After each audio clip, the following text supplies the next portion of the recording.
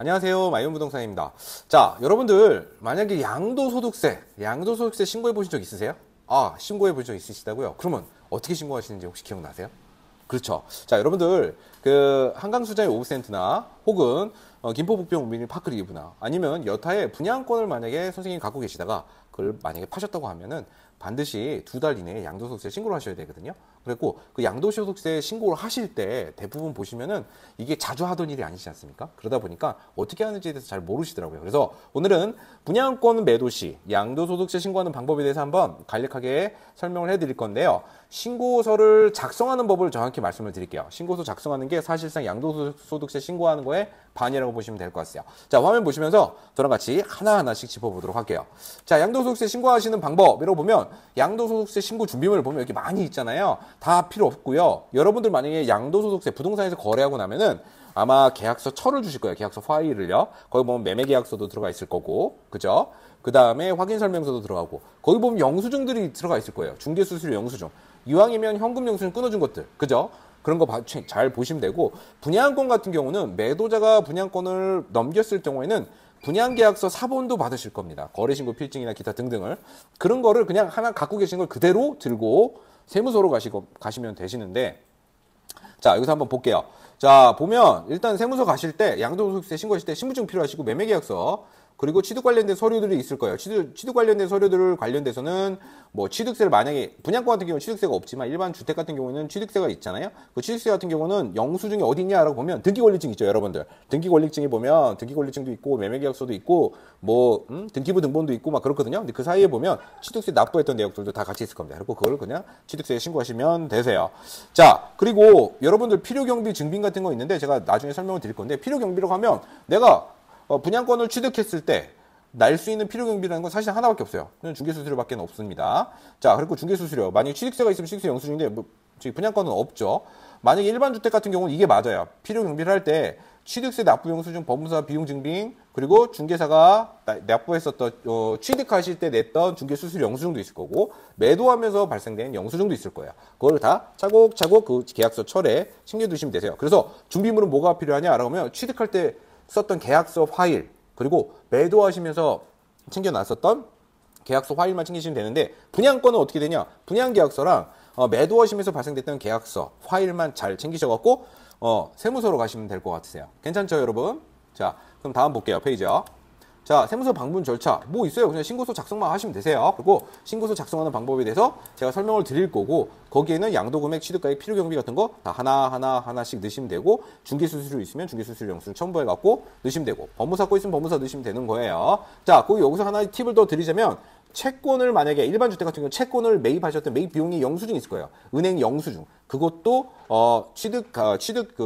취득에 필요한 필요 경비로 들어가는 거니까 그 점 참고해 주시면 좋을 것 같아요. 자, 여러분들 양도소득세 계산은 간단해요. 크게 그냥 보면은 취득가액이 있고 양도가액이 있을 때 양도가액이 취득가액보다 커서 수익이 났을 경우 수익에 대해서 세금을 낸다. 그래서 양도소득세라고 보시면 되는데 그중에 분양권 같은 경우는 기본공제를 많이들 쓰세요. 기본공제는 뭐냐라고 보면 양도소득세에서 수익이 났을 때 250만 원을 그냥 나라에서 깎아줘요. 공제해줘요. 그렇기 때문에 이 250에 대한 공제 비용 1년에 딱 한 번 있습니다. 그러니까 여러분 요 1년에 딱 한 번 있다는 거 잊지 마시고 쓰실 때 올해 만약에 내가 다음에 또 팔 게 있다라고 가정하면은 요거는 쪼개서 쓰셔도 되고 아니면 한꺼번에 쓰셔도 됩니다. 제가 오늘 이것 때문에 지금 이 화면을 켰다고 해도 전부입니다. 전부라고 보시면 될 것 같아요. 자, 그리고 그렇게 해서 양도소득세 기본공제 250만 원이라는 개념이 있다. 알고 계시면 되고. 자, 여기서 보시면요. 신고 납부 기한인데요. 간단히 얘기해서 신고는 2달 이내에 하셔야 된다고 보시면 돼요. 예를 들어서 내가 5월 달에 5월 만약에 10일 날 매도를 했어요.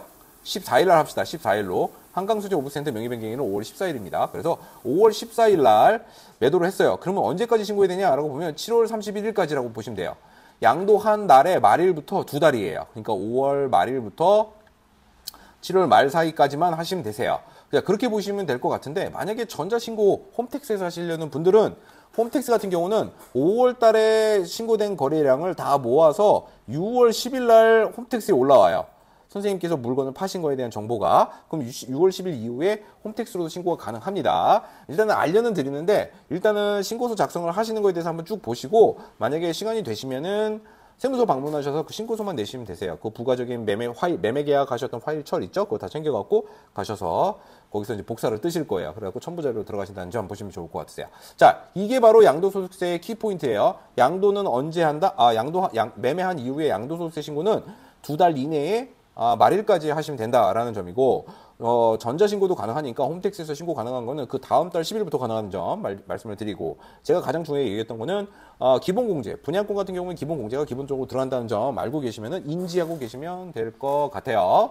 자, 그래갖고 뭐 비과세 감면 혜택 뭐 이런 것들이 있는데 이런 것들이야 나중에 세부적으로 양도소득세 비과세 요건에 대해서 얘기해야 될 문제일 것 같아요. 그래갖고 양도소득세 신고 절차에 대해서 한번 기본적인 틀을 받고 신고서 작성하는 게 제일 중요해요, 선생님. 지금 왜냐면 준비 서류도 다 됐으니까. 자, 그럼 한번 가보도록 합시다. 양도소득세 신고하는 거 보면 양도인과 양수인 나오죠. 요거는 매매계약서에 나와 있는 정보를 그대로 넣으시면 되세요. 자, 그리고 자산의 소재지 매매계약서에 주소지 나오죠. 주소지 넣으시면 되고, 양도일은 매매계약서에 잔금일로 보시면 될 것 같고, 취득일은 언제예요? 여러분이 만약에 분양권을 취득했을 때 보면 그 분양계약서 사본을 보시면은 거기에 계약서 날짜가 적혀져 있어요. 그날이 바로 취득일이라고 그냥 기준 산정 잡으시면 돼요. 그럼 되고, 여기 보시면은 분양권 같은 경우는 여기 세율 구분 코드로는 46번이세요. 자산 코드는 25번. 요거 잘 알고 계시면 되는데 몰라도 상관없어요. 일단은 요런 게 있다. 그냥 분양권 같은 경우는 그냥 그대로 넣으시면 돼요. 코드 25, 46. 자, 제일 중요한 거는 지금부터가 메인 이벤트예요. 양도소득세 계산하는 방법에 대해서 한번 설명을 드려볼게요. 양도소득세 알고 보면 별거 없습니다. 자, 분양권 같은 경우, 자, 양도가액은 어떻게 할 수 있죠? 매매계약서에 총액 있죠? 총액이 바로 매매가액이 되는 겁니다. 자, 그러면 취득가액은 뭐가 될까요? 여기 11번 보면 취득가액이 나오죠? 취득가액은, 여러분들 분양계약서, 확장계약서, 옵션계약서를 거기에 나와 있는 금액을 다 합치세요. 그럼 그게 바로 원가예요. 자, 취득가액이 정해지는 겁니다. 그래서 저는 양도가액을 좀 손쉽게 좀 설명해 드리려고 5억 250만 원이라고 책정을 했고, 취득가액이 얼마인지 봤더니 5억 원이에요. 괜찮죠, 여러분? 자, 5억 원으로 하는 걸로 얘기가 됐어요. 자, 근데 여러분 필요경비라고 나오는데, 필요경비는 분양권에서는 여러분들 부동산에서 현금 영수증 끊어준 거 있죠? 거기에 그 영수증을 보시면은 영수 금액이 나올 거고, 언제 했을지 나올 거고, 그 부동산 사무실 사업자 등록번호가 나올 겁니다. 그걸 그냥 그대로 넣어주시고, 여기 합계에다가 50만 원 넣어주시면 될 것 같으세요. 이렇게요. 자, 됐죠? 그럼 그게 바로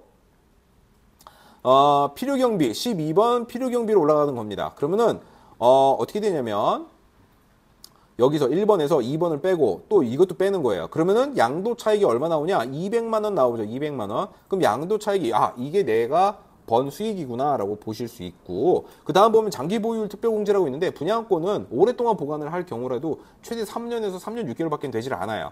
그렇기 때문에 장기보유율 특별공제에는 해당 사항이 없으니까 분양권은. 근데 일반 주택 같은 경우는 있어요. 그거는 계산을 따로 하셔야 됩니다. 그러니까 그거는 패스. 자, 그렇게 되면 양도소득 금액은 200만 원. 200만 원에 대해서 세율을 곱하면 여러분들이 내실 양도소득 금액이 되는 거예요. 괜찮죠? 자, 근데 여러분들 아까 배울 때 양도소득 기본공제 250만 원 기억나세요? 1년 중에 내가 부동산을 팔면 깎아주는 공제비용이 있다고 그랬죠? 그 중에서 만약에 250을 그대로 적용해 봅시다. 마이너스 250. 그렇게 되면 어떻게 되죠? 내 양도수익은 200만 원. 근데 기본공제는 250만 원이기 때문에 내 과세표준은 0이 나오겠죠? 마이너스의 개념은 없습니다. 여기서는 0이 나오게 되겠죠. 그죠, 여러분? 그러면은 양도소득세 낼 게 있다, 없다? 없게 되는 거예요, 여러분. 자, 그러면은 세율도 나올 건데, 세율이야 뭐 곱해도 0 곱하기 0.4는 답은 뭐가 할까요? 0이 되겠죠. 그죠? 그렇게 하면 세율은 0. 산출세액이 안 나오죠. 0이니까. 0. 전자세액 공제? 그런 거 필요 없죠. 원래 2만 원 깎아주거든요. 근데 그것도 필요 없고. 가산세는 늦게 냈을 때 가산세 붙는 거고. 납부세액이 그때 나오는 거고. 분할세액, 뭐 납부세액이 결론적으로 나오지만 결론은 빵이 된다는 거죠. 그죠? 여러분들 가장 잊지 마세요. 여기에서 키포인트는 뭐냐면 10번, 11번, 12번, 그 다음에 여기 소득공제를 넣는 게 가장 중요한 겁니다. 이렇게까지만 하신다고 그러면 아마 양도소득세를 내시는 금액이 딱 나온다. 이렇게 보시면 될 것 같으세요. 그러면 여기 0 체크하시고 여기에 신고인, 양도인에다가 이름 서명하시고 요거를 뽑아서 프린트를 하시든, 프린트 하셔갖고 세무서에 가서 요 신고 작성, 요 신고서 더하기 매매계약서 화일처를 그대로 들고 가시면 되실 거예요. 그러면은 양도소득세의 근거 자료가 되는 분양계약서 사본과 매매계약서 사본, 현금 영수증을 끊었던 중개수수료 현금 영수증 이런 것들이 첨부가 되면서 선생님께서 정상적으로 양도소득세가 납부가 되실 수 있다는 점 보시면 될 것 같으세요.